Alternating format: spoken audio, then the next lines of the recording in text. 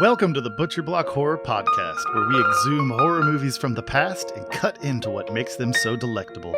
I'm Kane. I am JD. And I am Joe. And today we're going to be throwing The Curse onto the slab and carving up our favorite portions to force feed to you, our unwitting victims. Oh, yes. If you enjoy the taste of these feasts of fright, then give us a like and subscribe, being sure to click on the bell. Consider taking a look at our website. We give you brainworms.com. There's a lot of cool shit on this website. Mm-hmm. It's a good website. Whoever built the website put a lot of hard work into it. They should be very proud. And you should go make use of it.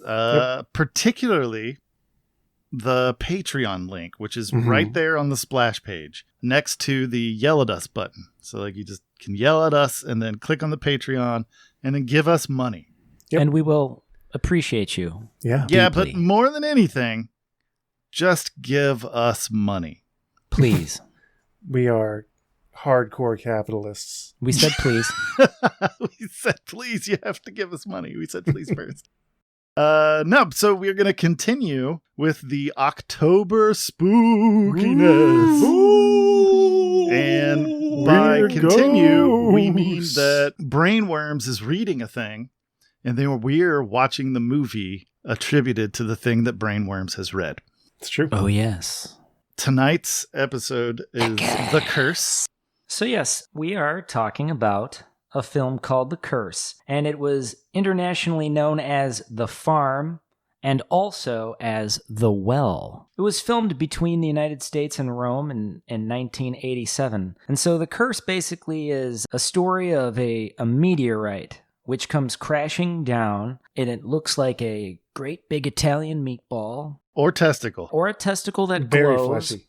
A veiny, fleshy testicle that glows. And it comes crashing down on a little farm town in the middle of some community in Tennessee. Tellico, Tennessee. Correct. And basically the residents, in particular, this family, begins to succumb to this virus-like infection that does strange things to their bodies. It turns them and their flesh into this boil-covered surface oozing with gravy, chicken soup-like fluids, pussy material that kind of makes you gag a little bit when you look at it. It's true. Joe, you want to tell us what this movie is? The book this movie is based on. This book is based on the short story by famous dead racist H.P. Lovecraft. He is definitely dead. And was definitely racist. His short story, The Color Out of Space. And honestly, especially compared to some of the other Lovecraft adaptations I've seen, some of the specifics were changed. The Lovecraft story took place in New England. The story took place in Tennessee. The broad strokes of the meteor and people becoming poisoned and monstrous, pretty faithful to the source material. They just skinned off some of the serial numbers. Right. All right. Basically, the screenplay and the story that this movie kind of covers was written by David Chaskin, and it's based off of, like you said, like Joe was talking about, based on the Color Out of Space by H.P. Lovecraft. And so Chaskin was known for a lot of writing and some pretty cool stuff that I found very interesting. The TV series Monsters in 1989, he did some writing for. He did writing for the film Nightmare on Elm Street Part 2, Freddy's Revenge. Nice. And then another film called I, Madman. Oh. Interesting. And the film was directed by David Keith, born in 1954 in Knoxville, Tennessee. This film was actually his directorial debut. So for a director's first film, I have to tip my cap to the man. Pretty good. Yeah. Pretty excellent. And he was only credited with 2 other films as a director. The Further Adventures of Tennessee Buck, and then another film called Waterville. Otherwise, David Keith is mostly known for his acting roles. He was in An Officer and a Gentleman, in which he was nominated for 2 Golden Globes. And then he was in a film called The Lords of Discipline and Firestarter, and also White of the Eye. Not very familiar with what that is. No, I've not heard of that. He had supporting roles, much smaller roles, in the movie Major League 2, Indian in the Cupboard. He was a bad guy. He was a bad guy in Major League 2? Yep. Noted. He was also in Indian in the Cupboard, another film called U-571. He was in Men of Honor, and he was in the 2003 version of Daredevil. That's unfortunate. Yeah, that movie sucked.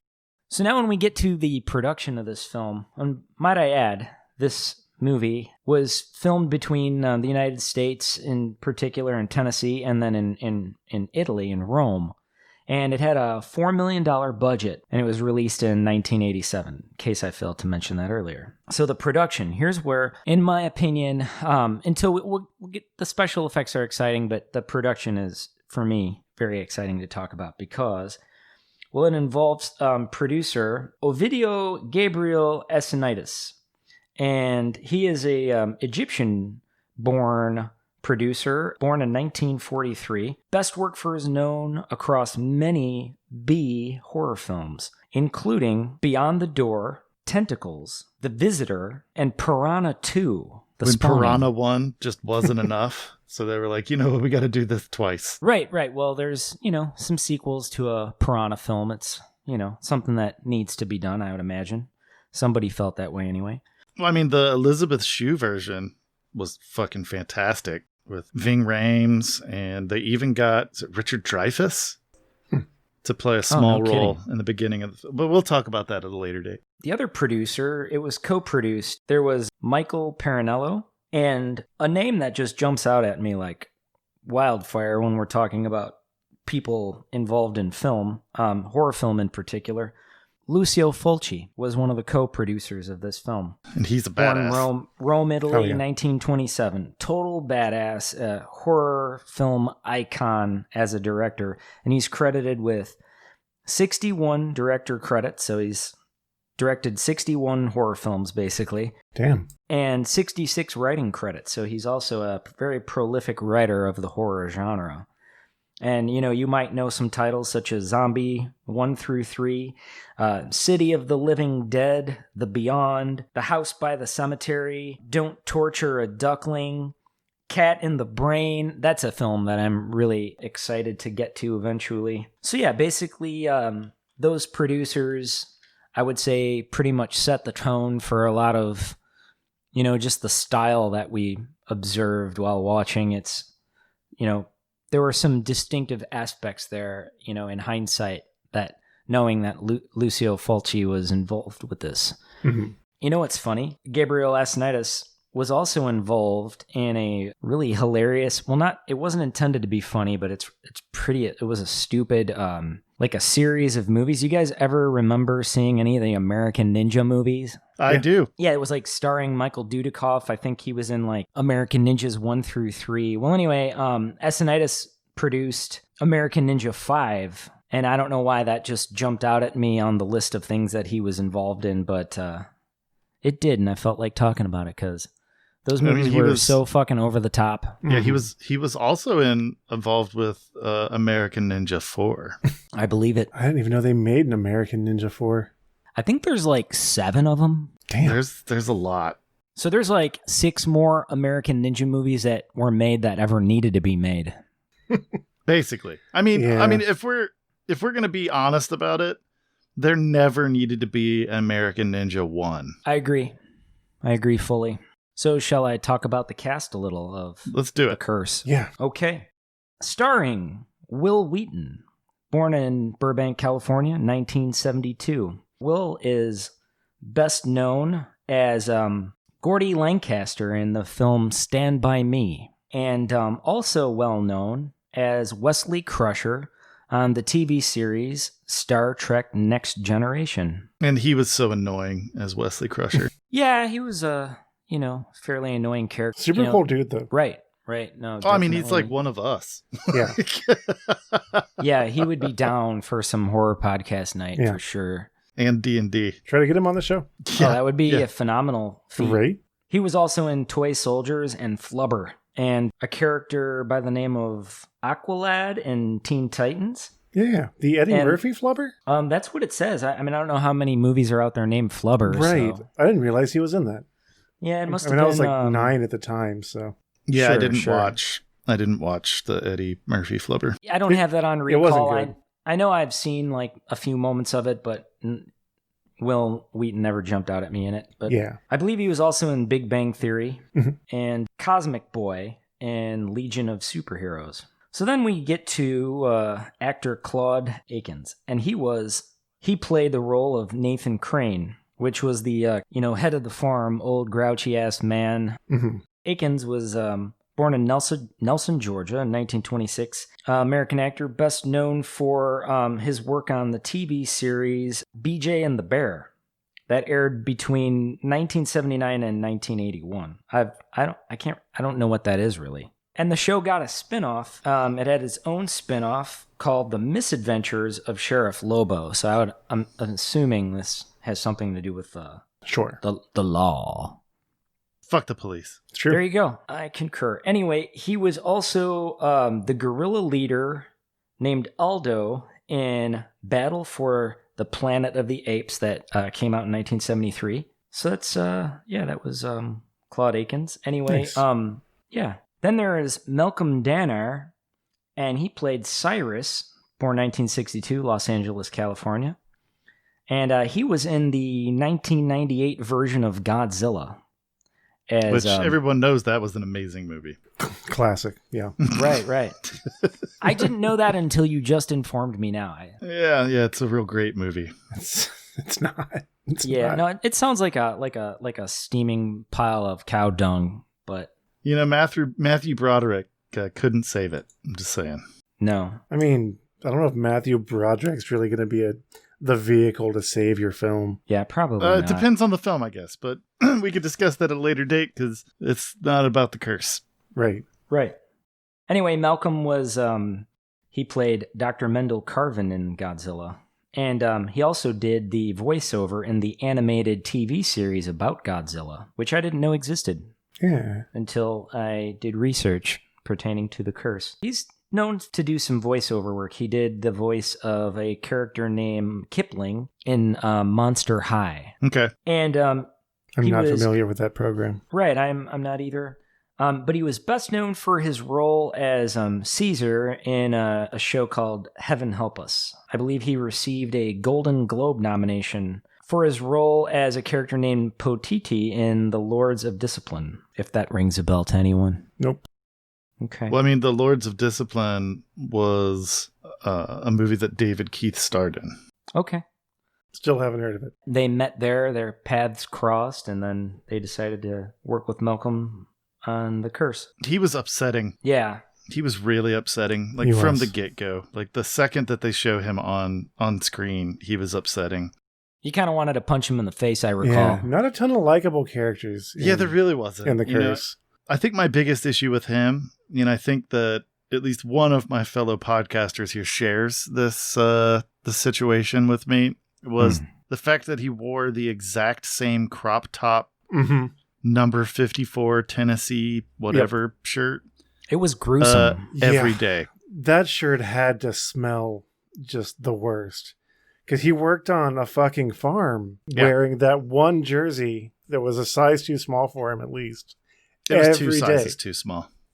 I would say that was the scent that Vincent Price describes in Thriller as the funk of 40,000 years. Nice. Yeah. No, that seems like that's an accurate statement. Mm-hmm. And he also had an overwhelming abundance of ass crack Yeah. that was well exposed and All at the time. times finger painted upon, had a sufficient amount of body hair as well. There was a lot of body hair in this film, just True. in general. There most definitely was. None of it appealing. No. It was less appealing than I've ever noticed about body hair. So yeah, Malcolm Danner, he was also in Flashdance. Do you guys remember Flashdance? Mm-hmm. 80s film? Yeah. Yep. And he also played Moochie Welch in Christine, the movie about the... Yeah. 1958 Plymouth Fury. Beautiful. Which, not that this matters, but there was a time where I was hunting for a 1958 Plymouth Fury, specifically because it was the car from Christine. That's awesome. They're very expensive. Rightfully so. Mm-hmm. So the next character we'll discuss was born in 1951 in Mobile, Alabama as Cooper Huckabee. And in the film, he played the role of Forbes. The doctor that did everything? Yeah, he was like the Swiss Army doctor. Yeah. The agriculture expert, the Geologist. medical doctor, Yeah, you think they could have hired one more Astrophysicist. actor to take on some of those roles. Yeah. Yeah, He was had also a vet. all the hats on at once, and that's just the way he did it. So he rolled up with knowledge. What was I he would like doing to in that state town with all those that- skills? That I think it's pretty awesome That's a good question. that they try to sell you that he's going to save the day. Mm-hmm. Kind of like Dick from The Shining, not the book, but the movie. When he shows up to try to save the day, and Jack just hits him with an axe and ends his Dick Halloran. That's what his character's name is. It's cool when characters exit the movie as fast as they enter it. Dick Halloran wasn't around in the movie. He was like dream sequence type shit every now and then. Yeah. But Right on. Dr. Forbes, he was in the movie the whole fucking time, doing everything. Like, oh, yeah, you got yourself a meteor here. Let me investigate it. Oh, no, it's not a meteor. It's a frozen turd. Yeah, that thing had some peculiar characteristics. So I'll kind of skip back to Cooper Huckabee here. Played Forbes in The Curse, but he was best known as Buzz in the movie The Funhouse. And he was John Travolta's buddy in the movie Urban Cowboy. He played the role of Marshall in Urban Cowboy. Unpopular opinion, Urban Cowboy is shit. I hate that movie so much. I haven't seen it. I can't really speak to its quality one way or the other. Is that the one where Travolta's like on the back of a mechanical bull quite often? Ugh, Okay. Such a stupid movie. I'm not a huge fan of John Travolta, so Nor am I, and I'm taken back by his belief of Scientology. oh yeah, It's absolutely. frustrating to me. But I will say this, that, I my heart does go out to the man, because I do believe that he lost the love of his life this year, Kelly Preston, which is really sad. She was a phenomenal actor. So definitely, for all the moments I don't like John Travolta, I certainly have a lot of empathy for him. Right. Let's talk about John Schneider for a moment here. And he played the character of Willis. Schneider was born in 1960 in Mount Crisco, New York. And he's, an American actor and country music singer. Bet you didn't know that. And he was best known as Beauregard, a.k.a. Beau of Luke and Beau, from the racist TV series The Dukes of Hazzard. Bo Duke. Yeah, so wait a minute. Hold on. Just to clarify. Well, I think they kind of had a lot of rebel flaggage going on. It was Bo Dukes and Luke Duke. Well, they were the Dukes. I don't know. I think it was Luke Duke, yeah. It wasn't Yes. my show. You know what I mean? I didn't. Yeah, no, Bo Duke and Luke Duke. What kind of a monster names their child Luke Duke? Well, clearly parents who were comfortable with putting up their Dukes. Yeah. People from the Deep South, I think, are the kind of people that would... They put up their Dukes. Okay. I like that you doubled down. Well, I had to drag him back through it. He thought he was past it, and then I said, nope, come here. And then I kicked his legs out and drug him back so through John it. Schneider. John Schneider. Any relation to Rob Schneider? He's the sexiest character in the movie, in my opinion. You're not wrong. But you know what? He was probably the only character who you could have seen with no shirt on that you never saw with no shirt on. Right? Yeah. What Everyone kind of fucked else up thing was that? That you saw with no shirt on, you would wish that they had put their shirt back on. Yeah, especially I don't even remember what the fucking character's name was, but Well, he was just covered in hair. We're gonna get to him, but okay. He was every bit as hairy and sweaty as Dr. Pretorius from Beyond, I felt. He was. You could have He played was. Chewbacca without a costume. Yeah, he could. Yeah, I think that was his line in this too, because he didn't really have many speaking, moments. It was just he had sex with the farmer's wife, and that was about it. And then he was fired, probably the next day. But he was a farmhand. Which, again, he was doing his job, in my... Yeah, absolutely. He was hired to do things that guy didn't want to do, and there they were. Yeah, and he didn't, Nathan Crane was refusing to handle his wife's needs sexually, and she found another place to get those needs fulfilled, get those needs met. Yeah.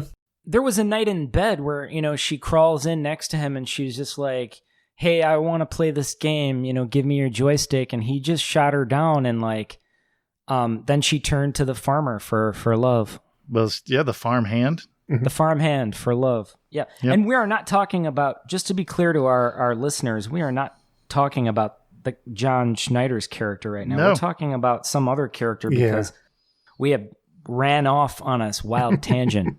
My apologies. Let's get back to where we were. We were talking about John Schneider. In his role as Bo from the Dukes of Hazzard. And then he played a smaller role. Well, I don't know how small it is. Maybe the word small just popped in my head. But he was he played the role of Jonathan Kent in Smallville. And then let's see, what else did he do? He did some stuff.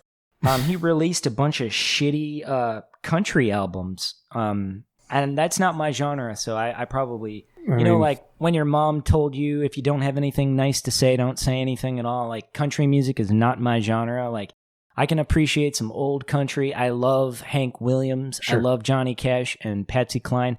But after that, like... Well, what year did his albums come out? I should have researched that more, but it was so painful to me, just the concept of country music, modern, contemporary country music, that I just sort of glazed over and I became very pale and clammy. Sure. It was in the 80s. To the touch.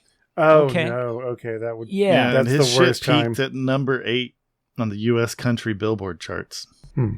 Which is, that's uncomfortable for me. Yeah. That's not something... Yeah. He had a cover of an Elvis Presley song called It's Now or Never. It's Now or Never, yeah. Yeah, it peaked at number 4 in 1981. So and it still remains like a top charting Elvis cover. So it sounds like Jonathan Schneider peaked in 1981 as a country musician, because I haven't heard of anything from him since. And I'm not tapped into that scene at all, but I don't know. It's such a famous... I always take for granted how popular country music actually is, because it's just not something you encounter much in an urban environment. Yeah, it is out here. But it's everywhere. It's really, really everywhere. It's kind of like football, aka soccer, around the rest of the world. It's like this gigantic game, but you wouldn't see it, if you live in some little Midwestern city. No, I get that. That's where you're coming from. So Schneider was also in Tyler Perry's The Haves and the Have-Nots. And his character was James Jim Cryer. Okay. Yeah. So anyway, Will Wheaton's sister was actually in this movie, Amy Wheaton, and she played the role of Alice. That was his kid sister in the movie. She was born in 1978, Pasadena, California, and also known for the film The Yellow Bird, Driving Me Crazy, and she was also Lucy LaCroix in Sliders, if anyone knows. Yeah. I do remember with Sliders. Okay, yeah, she was Lucy LaCroix. That's cool. And she also popped up in a few shows with, in smaller roles, just like, maybe a single episode. But she was a pretty girl in Freaks and Geeks, if you guys remember Freaks and Geeks. I do. It was a pretty good show. I enjoyed that. And then she also had a smaller, really small, unnamed role, but she was in Star Trek Next Generation with her brother Will. Yeah, so it's kind of nice to have your career overlap slightly with a sibling. Then there was Steve Carlisle as Davidson, and I couldn't catch a birthplace or date for Steve Carlisle, but anyway, he was known for films such as The Curse, Fled, Cop and a Half. I'm curious about that title, Cop and a Half. I just pictured a cop and then literally like just the legs of his partner. just a torso. I would watch a movie. I was thinking it was like 2.5 men, but it's like an adult man cop and a child cop. Right. My gut tells me, though, that the half might be like a dog or something like that, But, I mean, the internet exists. I think what we imagine listeners, is more interesting. Yeah, honestly, listeners, if if you want us to get back with you on what we uncover about this, we might do that in a later episode. We're not going to cover the show. That's not going to happen because we don't give a shit. But I don't want to know. I think our imaginary versions of a cop and a half. Yeah, well you don't get to decide that. That's for the listeners to decide. I believe it's a film and not a show. I think it's... Don't care. Cop and a half, an adult man cop and a kid cop. Actually, and they go around and fight crime. I prefer the cop, the full cop, and then just the upper body, the torso of another cop. That's pretty good. Or just a brain floating in an encased menjus with like hooked up to like electrodes or like something. Like the brain that wouldn't die? Like RoboCop 2? I would accept that as the half cop. Just the cerebral being that would, kind of intelligently explain things to the full cop. Mm-hmm. You could carry the torso cop on his back, though. Yeah. He could wear him in like that a fanny pack. That would be fucking awesome. Like a backpack? They would have the like shootout scene where he would watch his partner's back by being attached to it. Like a tail gunner. And maybe his casing could be bulletproof and he'd save his life a few times just from being, attached to his back. No, he's just a bag of meat and he's got an incredibly high pain tolerance because of losing his lower half. Mm-hmm. And they had to reposition all of his organs, so they're in like a weird spot now that's hard to hit with bullets. Look, I'm writing this movie realize right now. You are, I think, some listener out there with, the powers of being able to produce a film or something, or come looking for you. Drop us a line. All of our contact information is on our website. Yeah, if you want to see Cop and a Half get made. We're very cooperative. We would furnish you with a full written, detailed screenplay. That's not true. I'm going to get a Denny's napkin and I'm going to crudely scrawl out all of my ideas for Cop and a Half on this Denny's napkin. And your job as a screenwriter yourself is to decipher the just absolute atrocity. Just squiggles. against the written word. Crudely drawn storyboards. Yeah.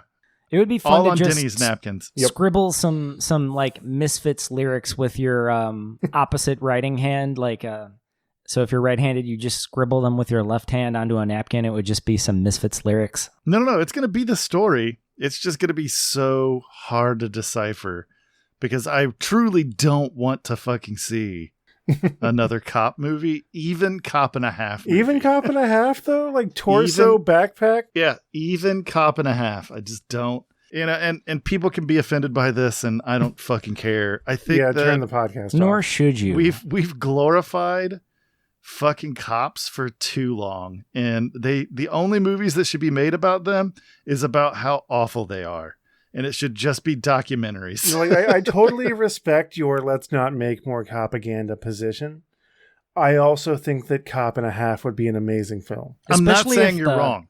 Half cop existed from a fanny pack. Like a back fanny pack? Well, who said it had to be from the back? Maybe they wear them at the waist, like on the front. So like those baby, how is that? Like how is that going to be useful in a fucking gunfight? Their arms are going to get tangled up. That's no good. Who said that it needed to be useful? Why are you doing this? Stop sabotaging what we're trying to create. Can we? All right, let's get back on track. I'm fine talking about Cop and a Half. I don't want to talk about Cop and a Half anymore. I'm here to share more information about the curse. Let's please. So the next fucking movie, fanny pack cop. What is wrong with you?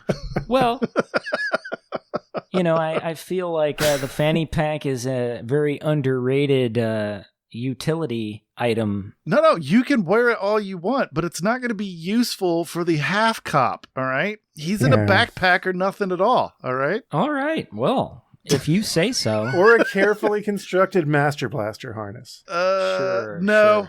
He's still a cop, so he doesn't deserve that type of comfort. Like That's a fair. Ghostbuster proton pack? Can you picture that? Or just like a hobo style, like bindle in a handkerchief knapsack? All right, now you've landed on exactly what it is. That is the key. No, this is all trash. No, now it could be hobo cop and a half. No one's hobo cop and a half. Hobo cop and a half. Yeah. No. Let's go Do back you realize, to the curse. Listen, all right? This is taking on a life of its own. The boxcar killer, the serial killer, would have been caught way sooner if there was a hobo cop and a half out there hunting this son of a bitch down. The boxcar killer would have been taken down instantly with that. It's true. Policing the fucking train yards and is the boxcar killer Carl Panzram? I don't believe so. Because Carl Panzram did a lot of bad shit to people on trains. Oh, and I imagine that a hobo cop and a half might have done. They could have handled that, yeah. They would have clashed real hard. I'm assuming that the hobo cop is like a hobo by choice. Yeah, and here's what we've done: we've taken it away from the pro-police bias that we were going in with, because now hobo cop and a half, being two disenfranchised people, one of them is handicapped, represent the downtrodden. But they're not actually, they don't have a badge. But they're not cops with badges. No, they've just taken on that duty. Yeah, not hobo cop. He has in his fanny pack. Will there still be the amazing gunfight? Yeah, there has to be. Where hobo cop and a half is in the middle of this fight, and the half of the hobo cop is watching his back and taking all of the bullets because all of his parts are they've been switched to I'm rude. Seeing this differently, and I'd like to share what I'm seeing. Why don't we'll open up the comments. You know what? If people want to talk about hobo cop and a half, maybe we'll do a live stream. Okay. We just have a bunch of people join the live stream. And are we going to write a script and then and perform hobo cop and a half? No. Well, if we're really moving write past it, but we're going to hobo cop and a half, then let's move past it. Let's move past hobo cop and a half. Yeah, let's actively make an effort to stop talking about it. Goodbye, hobo cop and a half. The next actress involved with the curse was named Kathleen Jordan Gregory. She played the role of Frances. Yeah, she was the mom that needed some extra work around the house. Right. And this was her only credit in film. Really? Yeah. She was pretty good. I researched it. Yeah, she did a good job, and a hell of a moaning zombie. And yeah, I've seen way worse actors that got way more work. Well, yeah, so I don't know what the circumstances were, but this was, according to a few sources, her only credit in film. So interesting. Yeah. Then there was Hope North as Esther. Esther who? So I want to say that she was the woman who was maybe possibly oiling her leg. Oh my God. Times. Yeah, Esther Forbes. Yeah, so I don't want to deviate too far into this, but I think this needs to be discussed. All right. She was a Miss California beauty pageant winner in 1998. Because she's gorgeous. She was a beautiful woman, and I'm sure she is a beautiful woman still. Yeah, but I can forgive a lot of shit in horror movies. It's true. Like, I can get enjoyment and have fun watching horror movies that other people look at me and they go, Kane, there's something fucking wrong with you. This movie's garbage. And I'm like, I know, but it's so much fun. And they're like, no, it wasn't. Please scrub the last 90 minutes from my brain. Right. Right. But she has two main scenes in the movie. All right. One of them is she's eaten by dogs. Mm-hmm. We don't actually get to see. That's the last we see of that character, isn't it? Yeah. I guess she does get eaten by dogs. Yeah, she gets eaten by dogs. They must have picked her clean. Yeah, well, we didn't get to see any of that, which was really upsetting. Like, yeah, David the movie Keith, lost interest. If you're going to make a horror movie where dogs rip someone apart, show it. Don't puss out, show it. All right? But she's in another scene where she's in this really uncomfortable looking lingerie. And not like, I'm wearing this for the discomfort because the discomfort is part of what gets me off. Mm-hmm. But some asshole designed this lingerie. This was designed by men. Yeah, absolutely. Yeah. It did not look comfortable at all. It looked for really the sole purpose to objectify her body. Yes. Right. So she's in the scene, and the scene starts with Will Wheaton filling up his canteen with delicious, fresh city water, not tainted and corrupted well water from his own home. Right. And then it cuts to her and she's oiling her right leg up. And I get it. It was kind of sexy. while I was watching, I was like, you were way that's- into it when it was happening. That's really hot. That's cool. I think all three of us were into it. And then I was just vocal about it. Yeah. Yeah. And then she sits down on the bed, right? She's oiled up her right leg. She sits down on the bed next to her husband, and she's kind of talking about wanting to change their life. And then she puts her right leg over her left knee and starts oiling her right leg again. And I was hoping she would just move on and oil up the left leg. Mm-hmm. To I your think point. all of us were hoping that she was going to work on the other one. Kind of like there was this weird sort of Mandela effect where we all thought that's what had happened, was that she switched legs. Right. It was like an optical illusion almost. Yeah. But she didn't. No. She got that right leg twice. And it It's was gross. like buttery at that point. It was lots Right. of oil Those on it. pores are clogged. That's definitely, you're going to have some breakouts. She'll be Yes. popping some whiteheads by, tomorrow. Sure. Exactly. But you know what? That's really it. I don't want to, she did a great job in her speaking parts.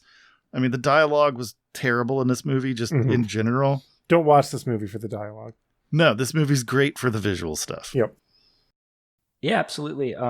We're going to be getting to the special effects soon, but we're still on Hope North. Because we keep interrupting. And that's okay. That's just kind of what we do. We go off on tangents, and it's Yeah. fun. So she was also known for Something Out There, which it was like some type of movie or show, or I'm not 100% sure. She was a jogger in that. Then she was obviously in The Curse, and then in a movie called Dirty Laundry, Interesting. if anyone's familiar with Dirty No. Laundry. So I did my own kind of quick look around to see what the hell else she did. And when I was led to her IMDb page, which really there wasn't anything there. Right. There was just an infomercial for a workout video called Body by Jake. I remember Body by Jake from the 90s. And I was looking, and I think that she's one of the working out people. So her body is by Jake. Apparently. Nice. Jake does some nice work. No, a lot of infomercials for that product. Yeah. Back to the cast of The Curse. The next person we can talk about is Steve Davis. He played the role of Mike. Tell him, Steve Dave. Tell him, Yeah. Steve Davis. Who's Mike? I am unclear a bit on who Mike was in this film. But anyway, I think Mike was shirtless farmhand. Oh, okay. That would make sense. I didn't get a birth date or location on him, but I did learn that he was known for Battle Beyond the Stars and then The Sword and the Sorcerer. So That I sounds feel familiar. like, yeah, he was kind of like, sci-fi actor, like maybe in some small roles in those sci-fi type of films. And yeah. Cool. All right, well, let's move on to the effects team, unless there's other actors that I don't. No, not so much. I mean, that's Yeah. pretty much the main cast. Any sort of notable role. This movie This- could have used more characters, I feel. Yeah, but the character development itself wasn't that phenomenal. So more Yeah. characters may have just equated to more confusion. That's a good point. Yeah, towards the end, it definitely kind of gave up on what it was trying to do. Yeah. It became relatively disjointed Yeah, relatively quickly. yeah. And spoiler alert, Dr. Allen dies. Yeah, he gets it. Ineffectually. Yeah, he just wastes everyone's time. Yeah. So yeah, the soundtrack, Franco Michelizzi. There was some connection here, and I wasn't fully understanding this, but I believe I read this off of the Wikipedia page. But anyway, there is a 10-minute score suite from Black Demons. So I don't know if Black Demons was like a music group that worked with Michelizzi or how that exactly went, but I'm very curious about Black Demons. So if any of our listeners know anything about Black Demons, Sure. let us know. The music was pretty good. I agree. I felt like it did its job in the film. It sort of made intense moments feel a little more intense and Yeah. all of those special type things that happen from a score. So yeah, the special effects were done by Kevin Aram. And, I'm sorry, those were the visual effects. That's who was credited to. And So the all the special lights effects and shit like that. Yeah, visual effects and stuff like that. So yeah, keep in mind this film was shot between Tennessee and Rome. So all of the outdoor scenes were taking place in Tennessee, and all of the indoor scenes, for the most part, were taking place in Rome. The special effects were done by Paul Richmond and Ron Petricone. And Petricone was known for Serenity, the movie Blade. He worked on Con Air. He also did some special effects in Rush Hour. And that's a pretty heavy pedigree there for absolutely, for Ron Petricone. Yeah. Makeup artist, one of the makeup artists was Frank Russell. That's the only name that I caught for the good old Frank Russell. Thank God you're here. Yeah, man, thanks for doing it, because some of the makeup was really good. Some of it not so great, but a good portion of it was really fucking cool. I wonder if he was specifically in charge of the iodine on the ass cheeks scene. Oh yeah, where he got, who was that again? The fit number Cyrus. 54. Yeah, Cyrus, number 54 with the Tennessee jersey on. 2 sizes too small. Oh yeah, I mean it was like a crop top essentially. A lot of him was hanging out of that. Mm-hmm. Yep. But yeah, he got his ass neck finger painted on with some iodine. And that was a very strange scene. It was. Yeah. Mom was going a little loopy after drinking the water and eating the vegetables. We've all been meat. there. Yeah, so it was interesting how, like, in the film, this meteor affects everyone by sort of causing, light skin irritations at first, and those skin irritations develop into these, like, blistering boils, and those blistering boils then, develop into, like, a full-on fucking bodysuit of gruesome zombie. Yeah, just oozing gravy everywhere. Yeah. Yeah, there was a lot of gravy and So chunky much gravy. chicken soup, I would imagine. I didn't witness any noodles in there, but it was interesting too, all the produce. You remember the scenes where the farmer was cutting open like apples and they were all filled with worms. So whatever virus or whatever this, mutant alien meteor was sort of spewing out there, it really it didn't like life here on Earth. Right. Yeah, I think one of the best scenes of that is with the cow. When they exploded. Well, it just sprayed worms. Oh yeah, and when they were all bugs they just had like everywhere. the oozing sores. Yep. On them, that was a really cool. It was like just spreads apart and just Yeah. boom, just a shotgun blast of. The animal lover in me felt some hostility in this film toward the way animals were treated because, I feel like, okay, that's one thing to put, makeup, special effects makeup on an actor who's paid, but, it was applied pretty heavily to some of the animals in the film. So I kind of feel like, I don't know how I feel about that. It was Not into very it. unsettling to see, though. It was. Yeah. To see like a zombie cow almost. Right. And, then it explodes with maggots in your face. And, it's like, I'm sure there was some mishandling of animals in this film. Sure. But that's just me guessing. I mean, I didn't watch all the way through the credits to see that no animals were harmed in the making of this film. And I really genuinely hope that was the case because that would prevent me from really liking it. All right. Well, I think that covers all of the info stuff. Why don't we address our personal experiences with the film? Sure. We'll start with you, Joe, just like normal. Yeah, no, that's fair. Again, I had not seen or heard of this movie until we watched it for this. Again, I was pleasantly surprised at how faithful the adaptation was to the original novel by dead racist H.P. Lovecraft. He's so dead. He's so dead and he's so racist. That was cool to see. They changed the setting dramatically. Yeah. So the fact that they were so faithful to the story was cool. Well, I mean, to be fair, though, just because it took place in New England, they were still Hicks. Yeah.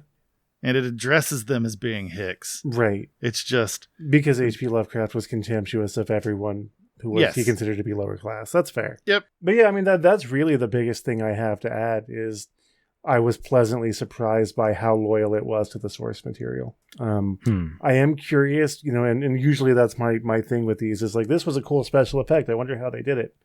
The oozing kind of spreading sores that you saw throughout the movie, I thought those were really cool. Yeah, they did cool shit with those. And I'm curious how they made that work. I mean, it looked like latex and prosthetics. Sure. And I'd like to watch the sequels to see if they get worse and worse and worse over time. Right. Well, I mean, that's almost guaranteed. Definitely. You know, That's like usually that how one, it goes. That one bombed in theaters. Mm-hmm. So it went straight to, and it's not like Puppet Master, where Puppet Master was straight to video right from the get-go. Right. They got downgraded from... Yeah, I think they had a budget of $4 million to make this film and only a return of like $1.8 million. Oh, no. Yeah.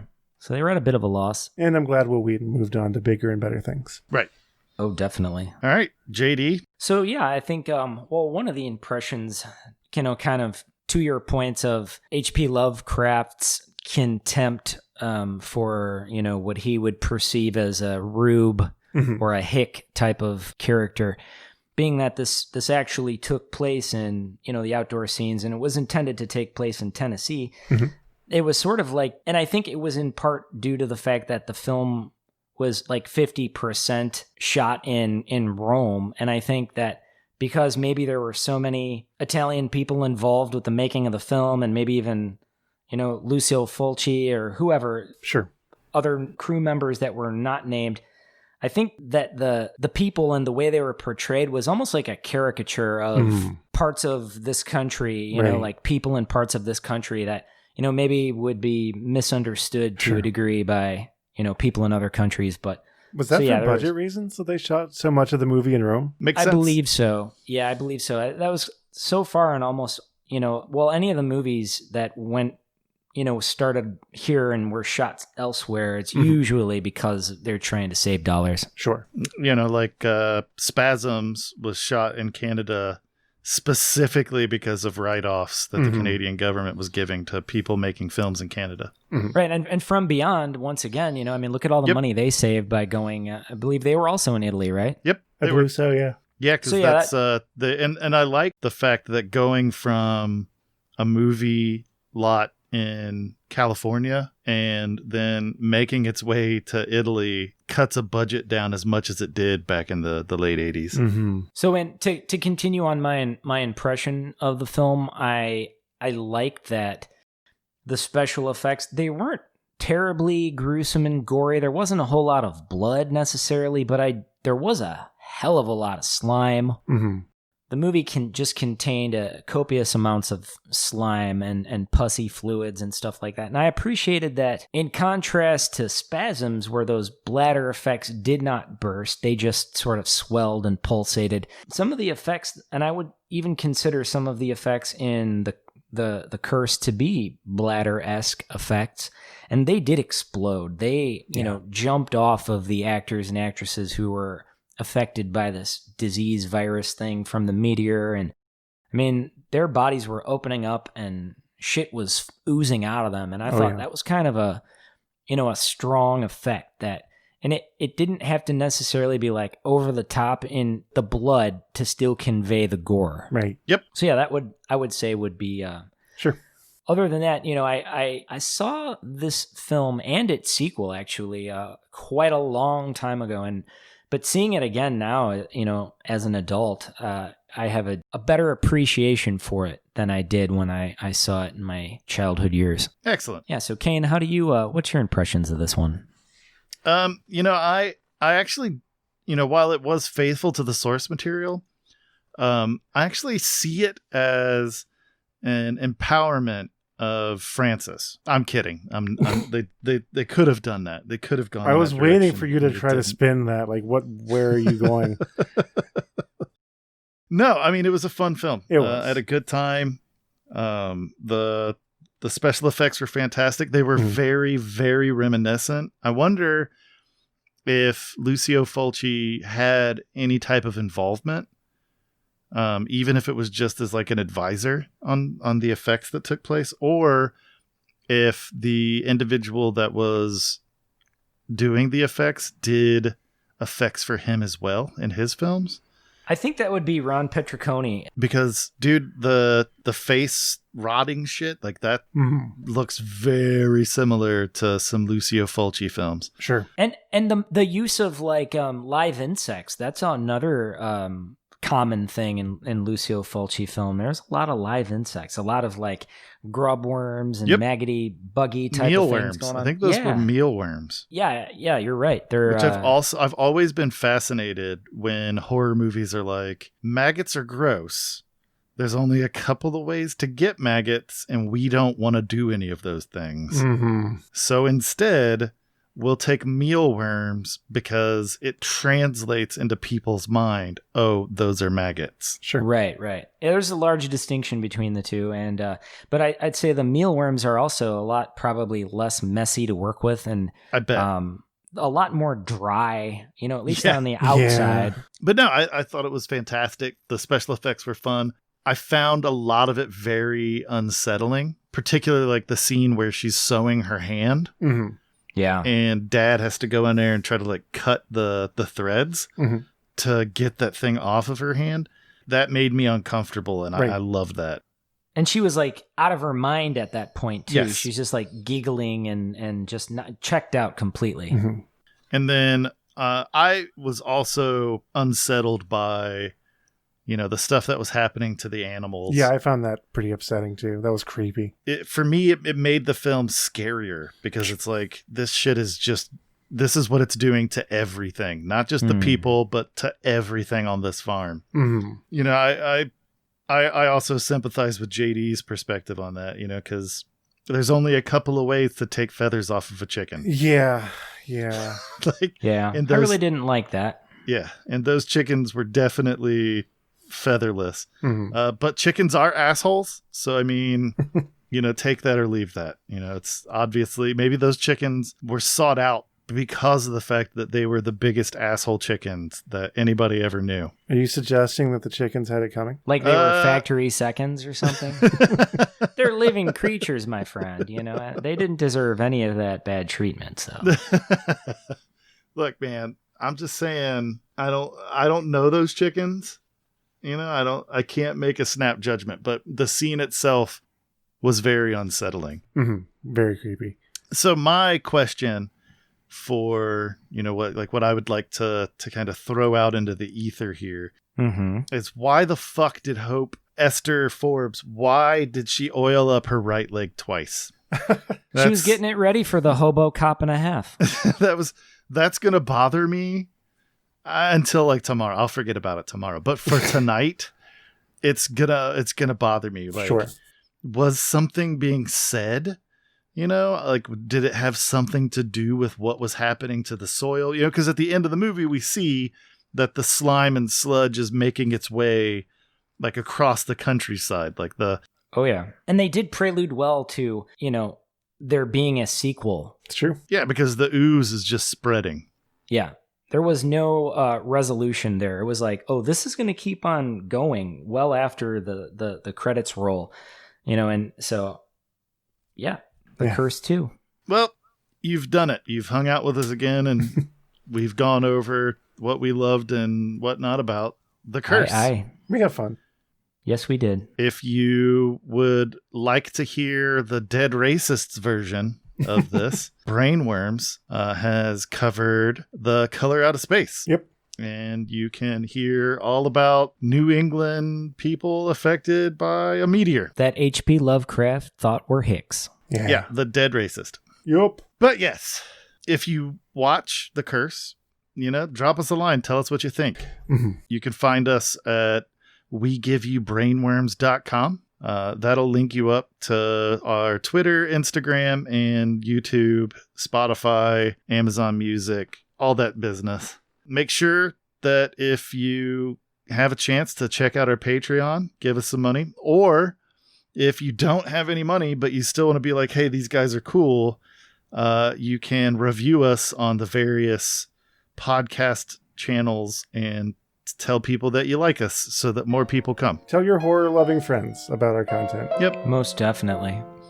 I think that's good. Do you think we need to... Did you tell them to like, subscribe, and click the bell?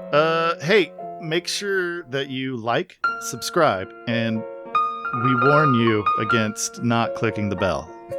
Oh, yeah. Dire consequences. Dire. I would say so.